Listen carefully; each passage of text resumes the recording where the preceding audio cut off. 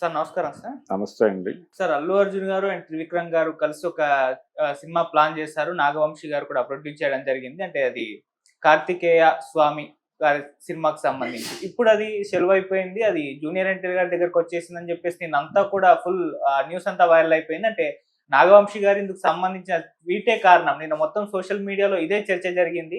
అంటే మా ఫేవరెట్ అన్నతో 'కార్తికేయ స్వామి' సినిమా తీయబోతున్నానంటూ ఒక్క ట్వీట్ చేశారు. అది జూనియర్ ఎన్టీఆర్ గారు అని చెప్పేసి అందరూ కూడా భావించేశారు. మన సినిమాకి సంబంధించి ఇక 'అల్లు అర్జున్' తప్పుకున్నట్టేనా? జూనియర్ ఎన్టీఆర్ గారు ఎంట్రీ ఇచ్చినట్టేనా సార్? అంటే కార్తికేయ కథతో త్రివిక్రమ్ శ్రీనివాస్ ఒక సినిమా చేయబోతున్నాడు అనేది రా న్యూస్. అంటే మొదట వచ్చినటువంటి వార్త అది. అయితే కమిట్మెంట్స్ ఎవరితో ఉన్నాయి త్రివిక్రమ్కి ఇమ్మీడియట్గా అనేది చూసినప్పుడు అల్లు అర్జున్తో ఆయన ఒక సినిమా చేయనున్నాడు.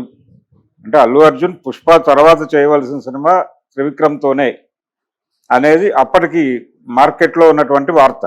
ఆ వార్తతో ఈయన అనుకుంటున్నటువంటి కంటెంట్, ఈ దేవతల సైన్యాధ్యక్షుడి కథతో సినిమా తీయబోతున్నాడు ఈయన అనేది, ఈ వార్తని ఆయన నెక్స్ట్ పిక్చర్ 'పుష్ప' తర్వాత త్రివిక్రమ్ ప్రాజెక్ట్ అన్న వార్తని కనెక్ట్ చేస్తే అప్పుడు ఈ దేవతల సైన్యాధ్యక్షుడి పాత్రలో పౌరాణిక ఆహార్యంతో అల్లు అర్జున్ కనిపించబోతున్నాడు అనేటువంటి ఒక స్పెక్యులేషన్ నడిచింది మార్కెట్లో.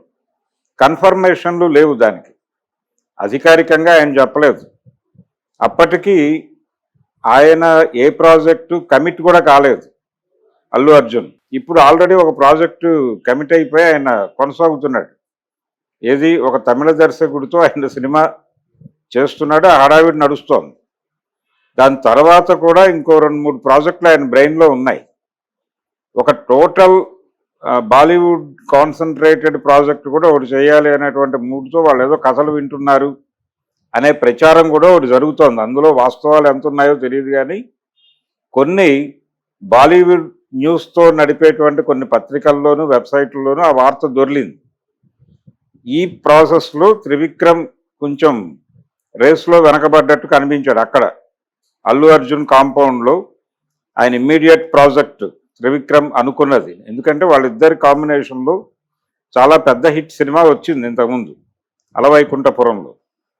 ఆ తర్వాత అదే కాంపౌండ్ రిపీట్ చేయాలి అనే ఉద్దేశం చాలామందికి ఉంది. ఒక డిఫరెంట్ జోనర్తో వెళ్ళాలి అని త్రివిక్రమ్ ఎందుకు ఈ పౌరాణిక కథాంశం ఎంచుకున్నాడు ఆయన అంటే, ఇప్పుడు ప్రస్తుతం ప్రతి హీరో, ఏ పెద్ద హీరో దగ్గరికి వెళ్ళినా అలవైకుంఠపురంలో లేకపోతే వీరరాఘవ లాంటి సినిమాలు ఆ కథలు చెబితే కన్విన్స్ అయ్యే మూడ్లో తెలుగు పెద్ద హీరోలు ఎవరూ లేరు. తెలుగు పెద్ద హీరోలకి కథ చెప్పాలంటే ఒక విచిత్రమైన ప్రపంచం సృష్టించాలి. అది తప్ప ఇంకేది వినటానికి వాళ్ళు సిద్ధంగా లేరు అనేది అర్థమైపోయింది అందరికీ. కాబట్టి ఈ కండిషన్లో తను చెప్పగలిగిన కథ ఏంటి ఆ ఏరియాలో అనుకున్నప్పుడు పౌరాణికం బెటరు అనే అభిప్రాయంతో త్రివిక్రమ్ ఒక అడుగు ముందుకేద్దామనే ప్రయత్నం చేసి ఈ కథని డిజైన్ చేసుకుని మేబీ ప్రొడ్యూసర్ నాగవంశీకి చెప్తే చెప్పుండొచ్చు. ఆ ఐడియాతో ఎవరైతే బాగుంటుందో, అంటే ఆ ఐడియా బీజ రూపంలో బయటికి రావటం వెనకాలన్న నేపథ్యం ఇది. ఏ పెద్ద హీరో దగ్గరికి వెళ్ళినా పాన్ ఇండియా కథ, లేకపోతే వరల్డ్ మార్కెట్ని టార్గెట్ చేసే కథ చెప్పాలి. రెండోది, పిల్లల కామిక్ బుక్స్, ఈ కామిక్ సిరీస్ ఈ తాలూకా ఇన్ఫ్లుయెన్స్ ఉంటూ నడవాలి. అలాగే ఆబాల గోపాలాన్ని అలరించే పద్ధతిలో ఉండాలి, కొంత మార్కెట్ మూడుకి దగ్గరగా ఉండాలి. ఇలా రకరకాల ఈక్వేషన్స్లో ఫిట్ అయ్యేటువంటి కథలు ఏమిటి అని వెతకటం కోసం పురాణాలని మాత్రమే కాదు, పాత జానపద నవలలు వీటన్నిటినీ విపరీతంగా పరిశోధించేస్తున్నారు సినిమా రచయితలు. ఈ పరిశోధనల సారాంశం, అంటే ఆ పరిశోధనల్లో భాగంగా త్రివిక్రమ్ వచ్చినటువంటి ఒక కంక్లూజన్ ఈ కార్తికేయ అనే కంటెంట్ బయటకు రాగానే ఆయన అల్లు అర్జున్తో చేయబోయే ప్రాజెక్ట్ ఇదే అని చెప్పి ఒక స్పెక్యులేషన్ నడిచింది. ఇప్పుడు దానికి ఒక అధికార ధృవీకరణ. ప్రొడ్యూసరే నేరుగా నా అభిమాన కథానాయకుడితో కొత్త జానర్లో త్రివిక్రమ్తో కొత్త సినిమా అనేది నిజంగానే జనాలను కొంచెం రెచ్చగొట్టే వార్తే అది. ఆ రెచ్చగొట్టే వార్తతో, అంటే ఇప్పుడు ఎన్టీఆర్ని ఒక పౌరాణిక పాత్రలో చూడాలి అని ఆయన అభిమానులు అనుకోవచ్చు. ఎందుకు అంటే ఆయన వారసత్వం అది. ఆయన ఎన్టీ రామారావు గారి మనవడు. రెండోది, నందమూరి బాలకృష్ణ కూడా పౌరాణికాల్లో జెండా ఎగరవేయటం కోసం ప్రయత్నం చేశాడు. వారి తండ్రి గారితో కలిసి నటించిన పౌరాణిక చిత్రాలు పెద్ద పెద్ద విజయాలు సాధించినాయి. దానవీర సూరకర్ణలో అభిమన్యుడి పాత్రలో నందమూరి బాలకృష్ణ కనిపిస్తాడు, కానీ అది బాలకృష్ణ విజయంగా చెప్పలేం, అది రామారావు గారి విజయమే అన్ని విధాలుగా. అలాగే ఆయన చేసినటువంటి వీరబ్రహ్మం చరిత్ర, అందులో బాలకృష్ణ గారు క్యారెక్టర్ చేసినప్పటికీ అది రామారావు గారి సినిమానే. పూర్తి స్థాయిలో సోలోగా తన పెర్ఫార్మెన్స్ మీద తన మీద డిపెండ్ అయి నడిచేటువంటి పౌరాణిక కథ చేయలేకపోయాను, విజయవంతమైన పౌరాణిక చిత్రం చేయలేకపోయాను అనేటువంటి ఒక పెయిన్ ఉంది ఆయన. శ్రీరామరాజ్యం అనేది మంచి టాక్ వచ్చింది కానీ, పాజిటివ్ టాక్ వచ్చింది కానీ భారీ విజయం సాధించలేదు ఆ సినిమా. దానికి ఉండే అనేక లిమిటేషన్స్ ఉన్నాయి. ఆ సబ్జెక్టుకి కాదు, ఆ టైంకి, ఆ దర్శకుడికి, అవగాహనకి. అలాగే కంపారిజన్ వచ్చింది, లవకుశ సినిమాతో కంపారిజన్ రావటం, ఇవన్నీ కలిసి ఆ సినిమాని పూర్తి స్థాయి విజయవంతమైన సినిమాగా నిలబెట్టలేకపోయాయి. కాకపోతే బెటర్ సినిమా. అంతకుముందు బాలకృష్ణ గారు చేసినటువంటి 2-3 ప్రయోగాల కంటే ఇది బెటర్ సినిమా. ఆయనతో సోలోగా కృష్ణార్జున్ విజయం అనే పేరుతో సంగీతం శ్రీనివాసరావు గారి డైరెక్షన్లో విజయ వారు ఒక సినిమా నిర్మించారు. బాలకృష్ణ డ్యూయల్ రోల్ చేశాడు అందులో.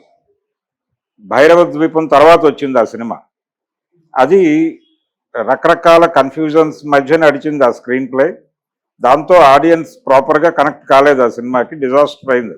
దాంతో పోల్చిన అలాగే రాఘవేంద్రరావు గారు చేసినటువంటి పాండురంగడు అనేటువంటి ప్రయత్నం, రామారావు గారి సూపర్ హిట్ సినిమా పాండురంగ మహత్యాన్ని అంటే ఇమిటేట్ చేస్తూ రాసుకున్న స్క్రిప్ట్ అది.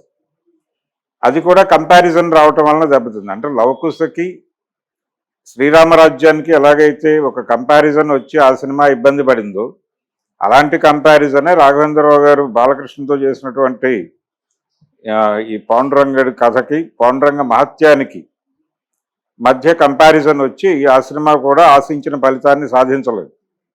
అందుకని బాలకృష్ణకి సోలోగా ప్రాపర్ హిట్ పడలేదు పౌరాణికాల్లో అనేది అందరికీ తెలిసిన విషయమే. ఆయన ఇప్పటికీ వెయిట్ చేస్తున్నాడు. తనే స్వీయ దర్శకత్వంలో నర్తనశాల తీయాలని ఒక ప్రయత్నం చేశాడు, అది వర్కౌట్ అవ్వాల. ఇప్పటికీ ఆయనకుంది ఆ కోరిక, ఒక ప్రాపర్ సక్సెస్ఫుల్ పౌరాణిక చిత్రం చేయాలనే కోరిక ఉంది. అయితే ఇప్పుడు ఎన్టీఆర్ ముందుకి అవకాశం వచ్చినప్పుడు డెఫినెట్గా అంటే వాళ్ళని ఆ క్యారెక్టర్లో చూడటానికి కొంత ఉత్సాహం ప్రదర్శిస్తారు ఆ అభిమానులు, నందమూరి వంశాభిమానులు. అలాగే విడిగా ఎన్టీఆర్కు ఉన్నటువంటి ఫ్యాన్స్, ఇదంతా కూడా ఒక డేటాబేస్. అతనితో దానవీర సూరకర్ణ రీమేక్ చేయాలి లాంటి ఐడియాలు ఒకప్పుడు వినాయక్ లాంటి వాళ్ళు మాట్లాడారు. అలాగే మహాభారతం నేను తీస్తే అందులో కీలక పాత్ర ఎన్టీఆర్ది అని ఆయన రాజమౌళి గారు అడపాదడపా ఇచ్చినటువంటి హింట్స్. ఈ నేపథ్యంలో ఇప్పుడు వేగంగా ఒక పౌరాణిక చిత్రం రాబోతోంది. అందులో దేవతల సైన్యాధ్యక్షుడిగా ఎన్టీఆర్ కనిపించబోతున్నాడు, దీనిలో రకరకాల అంశాలు ఉంటాయి అనేది ఇప్పుడు ఈ అభిమానులు కొంచెం ఉత్సాహం కలిగించే వార్తే. అందుకని దీనికి అల్లు అర్జున్, త్రివిక్రమ్ ఈ సినిమా చేస్తున్నారు అన్నప్పుడు కలిగేటువంటి స్పందనతో పోలిస్తే ఎన్టీఆర్ పౌరాణికం చేయబోతున్నాడు, త్రివిక్రమ్ శ్రీనివాస్తో కలిసి చేస్తున్నాడు అన్నప్పుడు ఈ వార్తకి ఇంకొంచెం ఎక్కువ ఇంపాక్ట్ ఉంటుంది. ఆ ఇంపాక్ట్ కనిపిస్తోంది ఇప్పుడు. అలాగే గతంలో కూడా కమలాకర్ కామేశ్వరరావు గారు పౌరాణిక బ్రహ్మగా ఒక ముద్ర వేశాడు. అంటే ఆయన టెక్స్ట్ని ఫాలో అయ్యి వెళ్ళేవాడు, ఎక్కడా కాంట్రడక్ట్ చేయటమో లేకపోతే కొత్త సిద్ధాంతాలు చెప్పే ప్రయత్నం చేయటమో, డీకోడ్ చేయటమో, ఇలాంటి కార్యక్రమాలు ఆయన ఎప్పుడూ చేసేవాడు కాదు. బహుశా త్రివిక్రమ్ శ్రీనివాస్ కూడా అదే బాణీలో వెళ్తాడు అని అనుకుంటున్నాను నేను. అదే బాణీలో వెళ్తూ ఆ ఏరియాలో ప్రపంచానికి ఎక్స్పోజ్ కానటువంటి కార్నర్స్ ఏవో పట్టుకొని ఆయన ప్రపంచం ముందుకు తీసుకొచ్చే ప్రయత్నం చేస్తాడు. టెక్స్ట్ రెఫరెన్స్లోనే నడుస్తుంది ఆ సినిమా.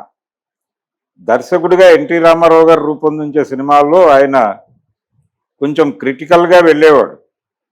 అంటే రెడిక్యూల్ చేసేవాడు కాదు కానీ క్రిటికల్గా వెళ్ళేవాడు. అది నా ధోరణి అని ఆయన ప్రపంచానికి చెప్పుకున్నాడు. ఇది అలా ఉండకపోవచ్చు.